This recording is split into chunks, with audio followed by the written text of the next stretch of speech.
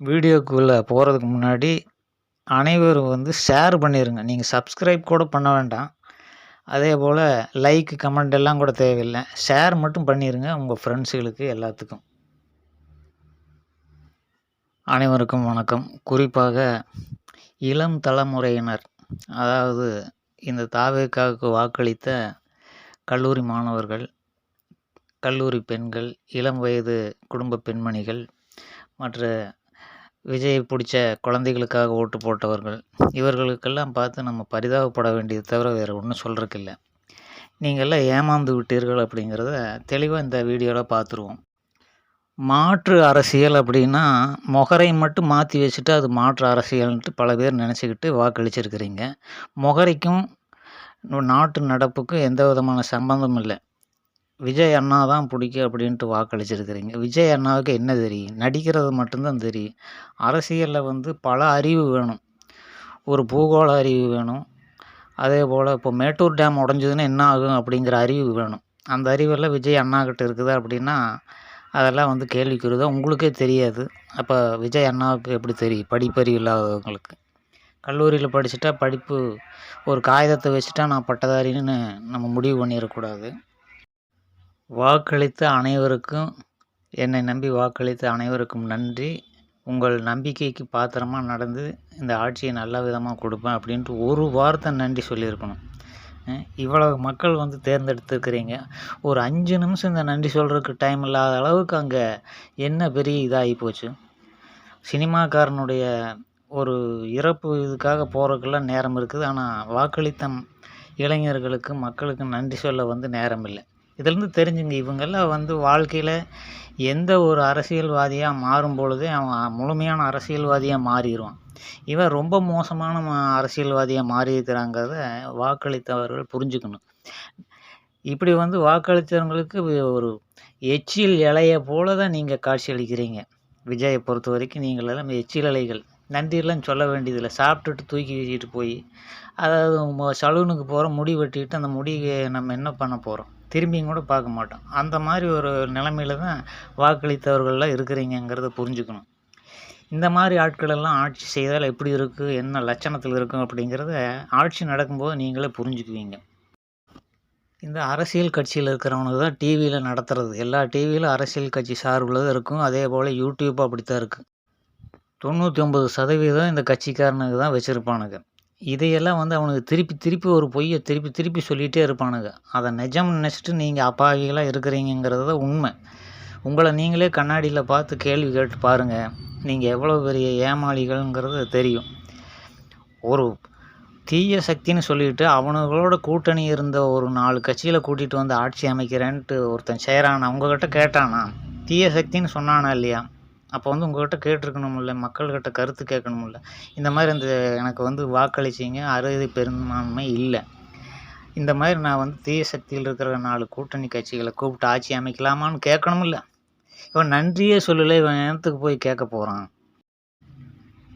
ஒரு இந்த எக்ஸ் தளம் இருக்குது, இந்த இன்ஸ்டாகிராம் இருக்குது. இது மூலமாக தானே உங்களையெல்லாம் மயக்கி திருப்ப ஒரு பொய்யை சொல்லி ஓட்டு வாங்கினது. அதே இன்ஸ்டாகிராம் மூலமாக ஒரு வாக்கெடுப்பு நடத்தலாம். இந்த மாதிரி இந்த கட்சியோட ஆதரவு பெற்று ஆட்சி அமைக்கலாமா? உங்கள் கருத்து என்ன? எனக்கு வாக்களித்தவங்கள இதில் ஒப்பீனியன், அதாவது இந்த கட்சிகளை ஆதரவு தேடலாம் அல்லது தேட வேண்டாம், திரும்ப நம்ம எலெக்ஷனை சந்திக்கலாம். இப்படி ஒரு 4 டாப்பிக்கில் கொடுத்து வாக்கெடுப்பு இன்ஸ்டாகிராம் மூலமாக கட்சியில் இன்ஸ்டாகிராம் மூலமாக தானே இப்படி ஒரு பெரிய ஒரு இதையை பரப்பி ஓட்டை வாங்கியிருக்கிறோம். அதே மூலமாக வாக்கெடுப்பு அந்த கருத்து கேட்கணும் இல்லையா ஓட்டு போட்டவங்கக்கிட்ட? நீ உண்மையான மக்களுக்காக பாடுபடுறவனாக இருந்தால் இந்த மாதிரி சிந்திச்சிருப்பான். அங்கே சிந்திக்கக்கூடிய ஆட்கள் எல்லாம் பெரிய பெரிய லாட்ரி டிக்கெட்டு முதலாளி. அவன் எப்படியாவது லாட்ரி தமிழ்நாட்டுக்குள்ளே கொண்டு வந்துடலான்ட்டு அவன் உட்காந்துட்டு சிந்தனை பண்ணிகிட்டு இருப்பான். இந்த மாதிரி ஆட்களை கூட வச்சுட்டு நான் அதை தென்னை மரத்தை சுண்டு விரலில் சாய்க்க போகிறேன்ட்டு கதையை அடிச்சுட்டு உட்காந்துக்கிட்டு நல்லா சிந்திச்சு பாருங்கள். இன்ஸ்டாகிராம் மூலமாக இந்த கருத்தை கேட்கக்கூடாதா? இந்த மாதிரி ஒரு சாதி கட்சி, எங்கு வாரு ரவுடிசம் செய்யக்கூடிய ஒரு சாதி கட்சியை கூப்பிட்டு சேர்த்துனா இந்த ஆட்சி வழங்குமா? இவனுக்கு சேரும்பொழுது இத்தனை கோடி பணம் கொடுன்னு கேட்டு போட்டு தான் பேரம் பேசிகிட்டு இருக்கிறானுங்க. 2-3 நாளாக ஏன் ஆதரவு கொடுக்கலன்னா, காசு கொடு வாழ்நாளில் பல ஆண்டுகளாக வந்து ரூ. 100 நோட்டை முழுசாக பார்க்காத ஒரு இனத்தில் இருந்துக்கிட்டு நான் வந்து புரட்சி வெடிக்குது அப்படின்ட்டு ஒரு கட்சி ஆரம்பித்து வச்சுக்கிட்டு அந்த மக்களையும் ஏமாற்றி ஒரு பொழப்பை நடத்திக்கிட்டு ரவுடிசம் பண்ணி தமிழ்நாட்டுக்குள்ளே எங்கே பாரு ரவுடிசம் பண்ணிட்டு வக்கீலுக்கு படிச்சுட்டு வக்கீலுங்கிற போர்வையில் ரவுடிசம் பண்ணிட்டு என்னென்னமோ அட்டூழியம் பண்ணுற ஒரு ஜாதி கட்சியெல்லாம் கூப்பிட்டு கொண்டு வந்து இணைச்சி நம்ம நல்லாட்சியை தர முடியும்னா எவ்வளோ ஒரு முட்டாள்தனமான மனிதன் தான் இது. யாருமே வந்து இது விஜய் முடிவு எடுக்கிறது கிடையாது. கூட இருக்கிறவனுக்கு தானே முடிவு எடுக்கிறான். அவனுங்களுக்கெல்லாம் என்ன தெரியும்? எந்த ஒரு மண்ணாங்கட்டியும் தெரியாது. இவனுங்கெல்லாம் அறிவாளிகள் எல்லாம் கிடையாது. இவனுங்கெல்லாம் நரிகள். எப்படி மக்களை ஏமாற்றி என்னென்ன பொய்யை சொல்லி மற்ற கட்சியிலேருந்து ஆட்களை கொண்டு வந்து ஏற்கனவே லஞ்ச லாவணியத்தில் ஊர்னவங்களையெல்லாம் கொண்டு வந்து இந்த கட்சியில் சேர்த்திட்டு நான் மாற்றம் தரேன்னா இந்த மாற்றம் மண்ணாங்கட்டிக்கு அவனுங்களே இருந்துட்டு போகட்டுமே. அப்படின்னு தானே அறிவுள்ளவங்க நினைக்கணும். முதல்ல இந்த வாக்கெடுப்பு நடத்தி இந்த மாதிரி ஜாதி கட்சியோட இந்த காங்கிரஸோட இப்போ சேர்ந்துருக்குது. இதோட எல்லாம் வந்து நம்ம ஆதரவு பெற்று ஆட்சி அமைக்கலாமான்ட்டு ஓட்டு போட்டவங்ககிட்ட தானே கேட்கணும். தன்மானம் உள்ள எவனாவது போய் இந்த மாதிரி ஒரு ஆட்சி அமைக்கிறதுக்காக கெஞ்சிட்டு இருப்பான். இவனெல்லாம் மக்கள் நலத்துக்காக இதெல்லாம் செய்கிறது கிடையாது. முதலமைச்சர் பதவி அதில் என்ன மண்ணாங்கட்டிங்கிறது ஒரு மாதத்துல புழக்க போட்டுருவானு முதலமைச்சர் பதவியில் இருக்கிறவன். எல்லாம் முன்னால் இருந்தானுங்கன்னா வேறு வழி இல்லை. தலைவிதியே அப்படின்னு போட்டு அத்தனை கஷ்டங்களையும் பொறுத்துட்டு தினசரி மலர் வலையை எழுதி எவனாவது ஒருத்தன் செத்து போயிடுவான். தினசரி 365 நாளில் ஒரு தலைவருக்கு போய் மரியாதை பண்ணணும். காலையில் இருந்துச்சோன்னே முழிச்சோன்னையுமே வந்து முதல்ல ஆமாம் மௌன அஞ்சலி மலர் அஞ்சலி செலுத்திக்கிட்டு வாழ்நாள் முழுக்க 360 தலைவர்கள் செத்து போயிருப்பானுங்க. இவனுங்களுக்கெல்லாம் அஞ்சலி பண்ணுற பொழப்பு தான் முதலமைச்சர் பதவியை தவிர வேறு ஒரு மண்ணாங்கட்டியும் இல்லை. இதில் என்ன பெருமை இருக்குது? பைத்தியக்கார பயலுக்கு 4 பேர் சேர்ந்து ஒரு ஜாதி கட்சி ஆரம்பித்து அதில் ஒரு தலைவன் ஓட்டு எவனோ 500 வருஷத்துக்கு முன்னால் எவனோ இருந்தான்னு ஓட்டு ஒரு கற்பனையில் ஒரு குதிரை மேலே ஒரு கத்தி வச்சுட்டு உட்காந்துட்டு இருக்கிற மாதிரி ஒரு சிலையை வச்சு அவனுக்கு போய் மாலையை போட்டு அவன் எவனே தெரியாது. அவனுக்கு முதலமைச்சராக இருக்கிறவனுக்கு அந்த குதிரை மேலே உட்காந்துட்டு இருக்கிற ஒரு ஜாதி கட்சியினுடைய தலைவனுக்கு அது எவனே தெரியாது. பைத்தியக்கார பயல் மாதிரி போய் ஒவ்வொரு நாளும் தினசரி காலையில் நினச்சி என்ன ஷெட்யூல்னு ஓட்டு இன்னொருத்தன் சொல்லுவான். இவன் முதலமைச்சர் என்ன பண்ணணும்னு ஓட்டு இன்னொருத்தன் தான் சொல்லுவான். பிஏ கூட இருக்கிறவன் போனவன் வந்தவனெல்லாம் சொல்லுவான் முடிவு பண்ணி. இன்றைக்கி போய் இந்த சிலைக்கு மாலை போடணும் அப்படின்ட்டு. இதுக்காக விட நம்ம முதலமைச்சர் ஆகிறது அப்படின்ட்டு எவனாவது இது வரைக்கும் இருந்தவன் சிந்திச்சு பார்த்துருக்குறான்னா வரப்போகிறவனும் சிந்திச்சு பார்க்க மாட்டான். ஏன்னா அவனுக்கு போய் ஓட்டு போடலன்னு அவன் கட்சிக்காரன் வந்து அந்த ஜாதியில் இருக்கிறவன் கோவிச்சுக்குவான். இந்த மண்ணாங்கட்டி பயல்களுக்காக அவனுக்கு போய் வந்து மாலை போய் எவனே தெரியாதவன் என்ன செஞ்சான், நாட்டுக்கு ஏதாவது நன்மை செஞ்சுருக்கிறான். ஆனால் ஒரு மண்ணாங்கட்டி வரலாறு வந்து மறைக்கப்பட்ட வரலாறு எழுதப்படாத வரலாறு. இதெல்லாம் பிரிட்டிஷ்காரன் வந்த பிறகு தான் காலன்ற தமிழ்நாட்டுக்குள்ளே வந்தது. இப்படி தினசரி காலையில் எழுந்திரிச்சோன்னே போய் எவனாவது ஒரு தலைவர் 1008 ஜாதியை வச்சுட்டு இருக்கிறானுங்க. இவனுக்கு ஒரு தலைவன் இருப்பான். இல்லைன்னா முன்னோர்னு போட்டு எவனாவது ஒரு சிலையை வச்சுருப்பானுங்க. அந்த சிலைக்கு பூ போட்டு மரியாதை செலுத்திட்டு வரணும். இந்த இதுக்கே வந்து நேரம் சரியாப்போ நாட்டில் என்ன நடக்குதுன்ட்டு எப்படி தெரியும்? கூட எவன் கொள்ளையடிக்கிறான்ட்டு ஏதாவது தெரியுமா? சும்மா அவன் சினிமாவில் என்னமோ ஆட்டம் போட்டு அவனுக்கு போய் பெரிய தலைவர் நினச்சிட்டு ஒரு மண்ணாங்கட்டி சிந்தனைங்கிறது வந்து புதிய மாற்றம்னா நாட்டுக்கு உண்மையான பாடுபடணும்னா இவனுங்களில் வச்சு இந்த அதிகாரிகள் ஏற்கனவே இருக்கிற கட்சிக்கார ரசிகர் மன்றத்திலிருந்து வந்து எம்எல்ஏ பதவி ஆகி சம்பாதிக்கலான்னு நினச்சிட்டு இருக்கிறவனுங்க இவனுங்களில் வச்சு நாட்டை வந்து எப்படி வளமுடப்படுத்த முடியும்ன்ட்டு படித்தவங்க சிந்திச்சு பார்க்கணும். ஒரு மண்ணாங்கட்டியும் தெரியாது. காலம் வந்து மாற்றம் ஆகி போச்சாமா. என்ன மாற்றம் ஆக போகுது? ஒரு இன்ச்சும் கூட மாற்றம் ஆகாதுங்கிறது வந்து ஓட்டு போட்ட அனைவரும் தெரிஞ்சுக்கணும். இனியும் முட்டாள்களாக இருக்காதீங்கிறதுக்காக தான் அது சொல்கிறது. காலங்காலமாக இப்படியே வந்து நம்மளை ஏமாற்றி கொண்டு வந்துட்டானுங்க. இதிலிருந்து மேல்றதுன்னா ஒவ்வொருத்தரும் சிந்திச்சு பார்க்கணும் ஓட்டு போடுறதுக்கு முன்னாடி. இப்போ என்னுடைய விரலை காமிக்கிறேன், நான் எவனுக்குமே ஓட்டு போடலைங்கிறத தெளிவாக தெரிஞ்சுக்குங்க. அந்த யோக்கியதை இருக்கிறதுனால தான் நான் இவ்வளோ தூரம் பேசிகிட்டு இருக்கிறேன். இப்போது என்னுடைய அந்த ஓட்டு போடாத கை விரலை பாருங்கள்.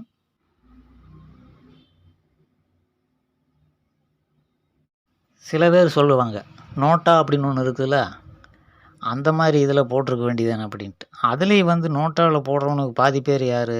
கூட்டணி கட்சிக்கு போடக்கூடாது அப்படின்னு ஓட்டு நோட்டாவுக்கு போடுவானுங்க.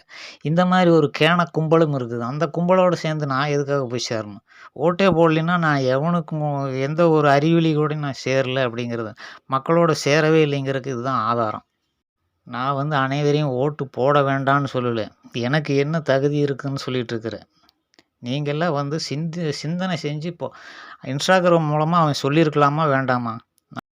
இந்த மாரி எனக்கு இவ்வளவு தூரம் ஆதரவு குடுத்தீங்க. ஆனா வந்து 118 இடங்கள் தேவைப்படுது. ஆட்சி அமைக்க முடியாத சூழ்நிலை. இந்த மாரி அடுத்த கட்சியினுடைய தீய சக்தியிலிருந்து தீய சக்தி போட்ட குட்டிய சேர்த்திக்கிட்டு, நம்ம வந்து ஆட்சி அமைக்கலாமா? அப்படின்ட்டு இன்ஸ்டாகிராம் மூலமா இந்த ஓட்டு போட்டவங்ககிட்டலாம் கருத்த கேட்டுருக்கணுமா இல்லையா? அத செஞ்சிருந்தானா இவன் உன்னத தலைவன். அப்படி இல்லைன்னா இவன் சாதாரணமான தலைவன் தானே! இவனும் தீய சக்தி தானே! அப்படிங்கிறது தான் என்னுடைய கருத்து. இத சிந்திச்சு பார்க்கணும் ஓட்டு போட்டவங்க. சும்மா என் மேல கோவப்பட்டுலாம் அதாவது நம்மள தாழ்வுணர்ச்சி உண்டாக்கி, அது மூலமா அவனுக்கு ஓட்டு வாங்குவானுங்க. திருட்டு பயலுக. எப்படின்னா, "நீ எல்லாம் படிச்சிருக்கிற, காலேஜ் போயிருக்கிற, போய் அந்த கட்சிக்கு போய் ஓட்டு போட்டுருக்கிற" அப்படின்னு சொல்லி கூட இருக்கிறவனுங்கள எல்லாம் வந்து மெஸ்மரைஸ் பண்ணிட்டு இருப்பானுங்க. நான் கூட இருந்துக்கிட்டு அப்படியாடா சங்கதின்னு கேட்டுக்கிட்டு, நான்லாம் எவனுக்கும் அந்த மாரியெல்லாம் ஓட்டு போடுறதில்ல. நம்ம தான் எல்லாருடைய யோக்கியதையும் தெரிஞ்சுக்கிட்டதுனால, அந்த படிக்கிற காலத்துலேருந்தே நம்ம தெளிவா இருந்தோம். நண்பர்கள் வந்து வேற ஒரு கட்சிக்கு ஓட்டு போட்டாங்க. அப்போ வந்து திமுகல இருக்கிறவன் ஒருத்தன் வந்து சொல்றான், காலேஜ் பசங்ககிட்ட. "என்னப்பா நீங்கலாம் படிச்ச பசங்க, நீங்க போய் அந்த கட்சிக்கு போடலாமா? படிச்சவங்கலாம் இந்த திமுகவுக்கு தானே ஓட்டு போடுவாங்க." அப்படின்னு அதை என்ன நெனைப்பான் இவன் படிக்கிறவன்? "ஓ! இதுதான் நம்ம படிச்சவனா இருந்தா திமுகவுக்கு போடணும்னு" போட்டு பைத்தியக்காரத்தனமா அன்னையிலேருந்து இப்படித்தான் திருட்டுத்தனமா வந்து இவனுக்கு வாக்குகள் வந்து சேகரிச்சு வச்சானுங்க அப்படிங்கிறது என்னுடைய வாழ்நாள் அனுபவத்தில நான் தெரிஞ்சுக்கிட்டேன். அதேபோல அண்ணா திராவிட முன்னேற்ற கழகம் என்ன பண்ணுச்சு? ஒரு சினிமா மாயையில தான் உருவாக்குச்சு. இலவசங்கள குடுத்து, அவங்கள மயக்கி எல்லாம் இன்னும் வந்து அத குடுக்குறோம், இத குடுக்குறோம்னா எல்லாம் கவர்மெண்ட் செஞ்சிரும். நம்ம பாட்டுக்கு மல்லாந்து படுத்துக்கலாங்கிற அந்த எண்ணத்த வந்து மனிதன் வந்து ஏற்கனவே மனிதனுடைய மூளையில இந்த சோம்பேறியா இருக்கிறது ரொம்ப விருப்பப்படக்கூடிய ஒரு பகுதியா மூளையில அமைஞ்சிருக்குது. ஒவ்வொரு மனிதனும் அது கடவுளே வந்து மனிதனா பிறந்தாலும் அவனும் சோம்பேறியா இருக்க விரும்புவான். அந்த ஒரு சோம்பேறித்தனத்த வந்து சிமுலேட் பண்றது. இலவசங்கள குடுத்து மேற்கொண்டு அவன சோம்பேறியாக்கி எந்த ஒரு வேலைக்கும் போகாம அவன வந்து முட்டாளாக்கி சோம்பேறியாக்கி படுக்க வச்சர்றது. நம்ம சமுதாயத்துக்கு என்ன தீங்கு செய்றோம் அப்படிங்கிறது கட்சிக்காரனுங்களுக்கு தெரியறதில்ல. அந்த கட்சிக்காரனுங்கனால நம்ம எப்படி நாசமா போறோம் அப்படிங்கிறது ஓட்டு போடுறவனுங்களுக்கும் தெரியறதில்ல. இது வந்து காலங்காலமா இருக்குது. இப்ப என்னமோ புரட்சி பண்றேன், மாற்றம் செய்றேன்ட்டு அந்த பைத்தியக்காரத்தனமா அதையவே திரும்ப செய்றதுக்கு நீ எதுக்கு? ஏற்கனவே இருந்தவனே இருந்துட்டு போறான். எலெக்ஷனே வேண்டாம். அவனே ஆட்சி நடத்தட்டுன்னு விட்டுட்டு போயிரலாம்ல்ல. நீ வந்து என்ன மாற்றம் செஞ்சிருக்கிற? பழைய எம்எல்ஏக்கள் வேற ஒரு கட்சியில இருக்கிறவனையெல்லாம் கூட்டி வச்சு கட்சிய நடத்திட்டு, நீ எப்படி மாற்றத்த நடத்த முடியும்? ஓட்டு போட்டவன் எவனாவது இத சிந்திச்சு அதனால நல்லா சிந்தனை பண்ணி இந்த மாரி ஈன கட்சிகளையெல்லாம் சேர்த்து ஆட்சி பண்ணோம்னா, அவன் லஞ்சம் வாங்குறதுக்கு தான் வந்து முனைப்பு காட்டுவான். அப்புறம் இப்ப விஜய் பேர் கெட்டு போயிரும். அதனால இன்ஸ்டாகிராம்ல எல்லாரும் சேர்ந்து மெசேஜ் அனுப்பிச்சு, முதல்ல இந்த ஆட்சிய வந்து நீ நடத்த வேண்டாம். திரும்ப எலெக்ஷன் வச்சு நாங்க முழுமையா உங்களுக்கு ஆதரவு தரோன்ட்டு இன்ஸ்டாகிராம்ல எல்லாம் பண்ணி, முதல்ல இந்த நான் போட்ட கண்டிஷன்கள் எல்லாம் விஜய்க்கு சொல்லி, மறுபடியும் எலெக்ஷன வர வச்சு எல்லாம் ஓட்டு போடுங்கன்னு சொல்லி கேட்டுக்கிறேன். இளைஞர்களுக்கு அதுதான் நான் கேட்க முடியும். இன்ஸ்டாகிராம் மூலமா தானே உங்கள வந்து அவன் சேர்ந்தான். அதே இன்ஸ்டாகிராம் மூலமா அவனுக்கு கருத்துக்கள நீங்க உங்களுடைய எண்ணங்கள இந்த மாரி அந்த கட்சியெல்லாம் வேண்டாம். நம்ம புதுசா வந்து எல்லாருமே புதுசா இருக்கணும் அப்படின்னு தானே மாற்றங்கள்னு அடுத்தவன சேர்த்துக்கிட்டு அடுத்த கட்சியிலேருந்து இப்ப செங்கோட்டையனெல்லாம் அண்ணா திராவிட முன்னேற்ற கழகத்திலிருந்து வந்தவன். அவனையெல்லாம் சேர்த்தும்போதே நீங்க ஓட்டு போட்டுருக்க கூடாது. உங்களுக்கு அந்த சிந்திக்கும் ஆற்றலே கிடையாதுங்கும்போது எப்படி மாற்றங்கள் அவனெல்லாம் வந்து லஞ்சத்த வாங்கி வாங்கி அந்த கை அரிப்போட வாழ்ந்து கொண்டிருக்கிறவன். இன்னைக்கு வந்து மணல் கொள்ளைகளுக்கு லஞ்சத்த வாங்குறதுக்கு அவன் புறக்கடை வாங்கிட்டு இருப்பான்.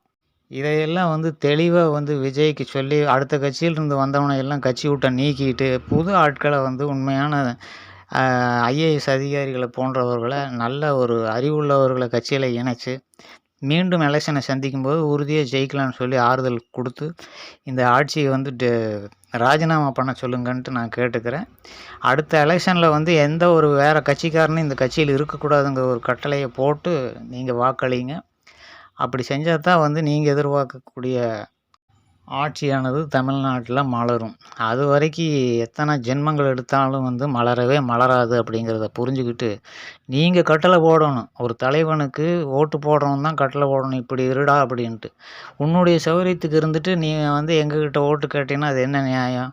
அதனால வந்து இத ராஜினாமா பண்ணிட்டு, இருக்கிற வேறு கட்சிக்காரனுங்கள எல்லாம் முதல்ல கட்சி விட்டு நீக்கிட்டு, புது ஆட்கள வந்து படித்தவர்கள் சகாயம் ஐஏஎஸ்ன்னு போட்டு ஒரு பேச்சு அடிபடுது. அப்படி வந்து ஏகப்பட்ட பேர் அறிவுள்ளவர்கள் இந்த நோட்டாவுக்கு ஓட்டு போட்டவங்கள பாதி பேர் அறிவுள்ளவர்கள் இருப்பாங்க. இப்போ என்ன மாதிரி ஓட்டு போடாத அறிவுள்ளவர்கள், என்னையெல்லாம் நான் வந்து அரசியலுக்கு இழுக்க சொல்லலை. ஆனால் என்ன போன்ற பல பேர் இருப்பாருங்க, அறிவாளிகள்லாம் இருப்பாங்க. அவங்களையெல்லாம் கூப்பிட்டு அவங்களுக்கு எம்எல்ஏ பதவி கொடுத்து, அமைச்சர் பதவி கொடுத்து ஆட்சி அமைச்சா நீங்கள் எதிர்பார்க்குற ஆட்சி அமையுமே தவிர, இந்த அடுத்த கட்சியில் இருக்கிறவங்களையெல்லாம் கூட்டிகிட்டு வந்து லாட்ரி டிக்கெட் விற்கிறவன் எப்படி நம்பி ஓட்டு போட உங்களுக்கு? அவ்வளோதான் வந்து பொது அறிவுங்கிறது உங்களுக்கு இல்லாதனால தான் ஓட்டு போட்டிருக்கிறீங்க. அதனால் உடனடியாக இன்ஸ்டாகிராமில் அனைவரும் வந்து அங்கே போய் இந்த பீச்சில் கூடி போராட்டம் பண்ணுறது முட்டாள்தனம். விஜய்க்கு முதல்ல தன்னை வந்து புரிய வைங்க. விஜய் வந்து என்ன தப்பு பண்ணியிருக்கிறான் அப்படிங்கிறத அனைவரும் இன்ஸ்டாகிராம் மூலமாக புரிய வச்சிட்டிங்கன்னா எல்லாமே மாறி போயிடும். நீங்கள் எதிர்பார்த்த அரசியல் நடக்கும் அப்படின்னு சொல்லிட்டு அடுத்த வீடியோவில் சந்திக்கிறேன். நன்றி.